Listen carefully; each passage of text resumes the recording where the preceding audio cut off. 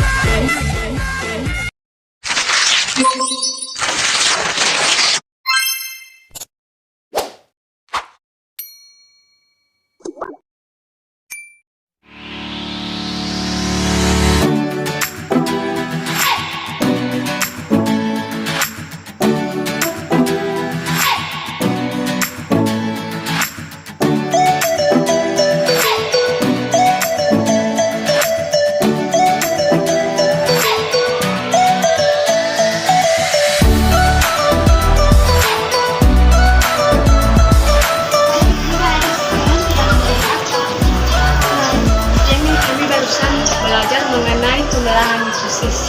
Oh ya, mitosis itu apa? Ya, mitosis adalah proses pembelahan sel yang dimana sel induk membelah menjadi dua sel anak identik secara genetik. Dan hal ini terjadi terutama pada pertumbuhan dan regenerasi jaringan pada organisme multiseluler. Betul, itu merupakan proses penting agar sel yang baru terbentuk dapat memiliki jumlah dan jenis kromosom yang sama dengan sel induk. Selain itu, ini juga memastikan bahwa fungsi sel tidak terganggu dan memastikan bahwa sel-sel fisik selalu dipengaruhi. Oh ya, bagaimana proses dari pembelahan mitosis itu sendiri? Ya, ada 4 tahap dalam mitosis. Yang pertama, profase, metafase, anafase, dan telofase. Tetapi sebelum itu akan memulai tahap interfase atau disebut dengan fase istirahat. Setiap tahap tersebut memiliki karakteristik yang berbeda dalam pembelahan sel. Nah, untuk lebih jelasnya, mari kita membuat model pembelahan sel mitosis sendiri.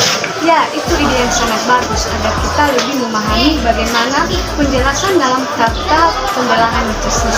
Wah, aku setuju. Aku Dengan senang hati, mari kita bersama-sama membuat. Nah, pertama-tama kita harus menyiapkan bahan-bahannya terlebih dahulu. Styrofoam, benang wol, lakban, gunting, kardus bekas, dan kertas origami. Mari kita mulai membuatnya.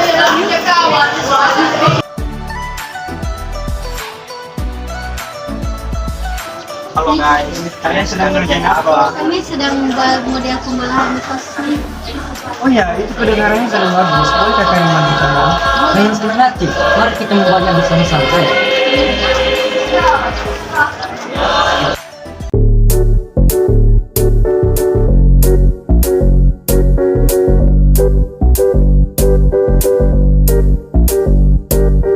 Akhirnya selesai juga nih guys. Ya,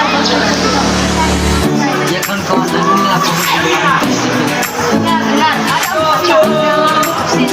Yang pertama, profase, metafase, anafase, dan telofase. Tetapi sebelum itu akan melalui tahap Betul banget, pada tahap interfase ini terjadi tiga tahap yaitu tahap satu, tahap dua.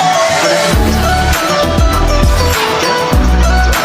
terjadinya duplikasi sedangkan pada tahap kedua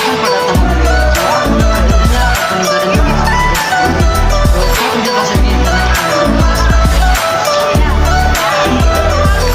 pertama yang dimana terbentuknya kromosom, inti dan nukleus dan karena spindel mulai terbentuk. Dan tahap kedua yaitu metafase, yang dimana kromosom baru ada di kutub yang berlawanan. Dan selanjutnya tahap ketiga yaitu anafase, dimana kromatin saudara dari setiap asalnya bisa membentuk kromosom baru dan menuju ke kutub yang berlawanan. Dan tahap keempat yaitu vegetasi, yang dimana mereka inti mulai terbentuk dengan spidel mulai menghilang dan setelah selesai terbentuk dua sel anaka yang diploid atau 2N.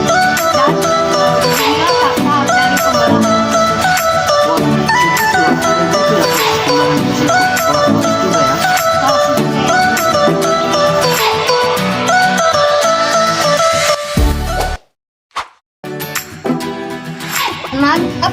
kasih tahu tentang meiosis?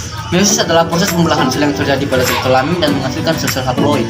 Dan juga pada meiosis ini ada 2 tahap, yaitu meiosis 1 dan meiosis 2.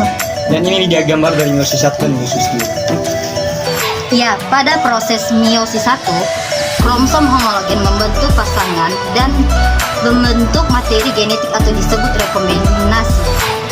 Kemudian pada metafasis 1, kromosom homolog yang berpasangan akan berada di garis tengah sel.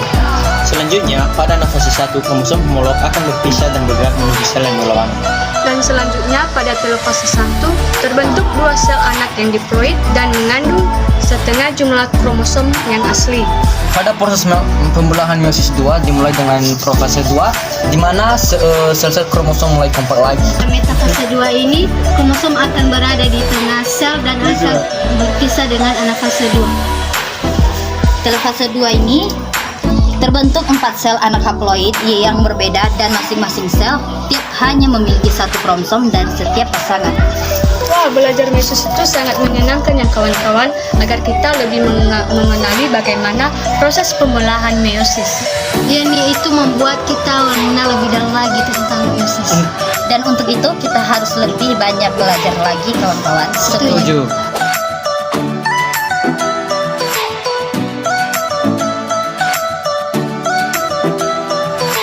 Teman-teman, hari ini kita akan belajar materi gametogenesis. Wah, bagus. Tapi sebelumnya ada yang bisa jelaskan apa itu gametogenesis? Nah, jadi gametogenesis itu adalah proses pembentukan sel-sel reproduksi atau gamet dari sel-sel germinal dalam organisme. Betul. Dan pada hewan, proses gametogenesis dibedakan menjadi 2 itu spermatogenesis dan oogenesis. Betul. Pada spermatogenesis yaitu proses pembentukan sel sperma pada hewan jantan, sedangkan oogenesis adalah proses pembentukan sel telur pada hewan betina. Lalu bagaimana dengan tumbuhan berbiji? Baik, tumbuhan dan hewan melakukan gametogenesis untuk menghasilkan gamet. Tetapi pada tumbuhan berbiji, di mana ovarium dan antherium adalah organ reproduksi. Proses gametogenesis dibedakan lagi menjadi mikrosporogenesis dan makrosporogenesis. Oke, ada yang bisa dijelaskan tentang mikroporogenesis dan makroporogenesis? Makrosporogenesis adalah pembentukan sel telur berukuran besar pada tumbuhan berbiji, sedangkan mikrosporogenesis adalah pembentukan sel sperma berukuran kecil pada tumbuhan berbiji. Jelasnya saya akan menjelaskan tentang bagaimana proses gametogenesis pada tumbuhan berbiji, dimulai dari mikroporogenesis. Mikroporogenesis merupakan proses pembentukan gamet jantan terjadi di dalam kepala sari. Dalam kepala sari terdapat sel sari yaitu mikroporosit. Mikroporosit ini melakukan pembelahan meiosis 1 menghasilkan sepasang sel haploid. Sepasang sel haploid ini melakukan pembelahan meiosis 2 menghasilkan 4 mikrospora haploid. Setiap mikrospora ini menghasilkan 2 inti, yaitu nukleus generatif dan nukleus saluran sel sari. Kedua itu megaporogenesis, yaitu merupakan pembentukan gamet betina berlangsung di dalam ovarium. Di dalam ovarium terdapat bakal biji ovulum yang mengandung sel indung megaporosit. Megaporosit ini melakukan pembelahan meiosis 1 menghasilkan 2 sel haploid. Kedua sel haploid ini melakukan pembelahan meiosis 2 menghasilkan 4 megaspora. 3 anakan lainnya mengalami degenerasi atau mati. Megaspora yang masih hidup mengalami 3 kali mitosis diikuti karyokinesis. Ini adalah pembelahan ke-1, kedua, dan ketiga. Dan dihasilkan sel besar yaitu kandung lembaga muda dengan 8 inti haploid. 8 anakan tersebut adalah 2 kandung lembaga muda, 3 antipoda, 2 sinergit, dan 1 ovum. Kasih sudah menjelaskan. Sekarang kami jadi paham tentang gametosis dan bagaimana ia berkaitan pada hewan dan pertumbuhan. Iya, penting bagi kita untuk memahami gametogenesis karena proses ini sangat penting dalam reproduksi dan pewarisan sifat pada organisme. Setuju, apapun itu proses ini memerlukan peran penuh organ tubuh dalam memastikan terjadinya reproduksi dan pewarisan sifat yang baik pada organisme.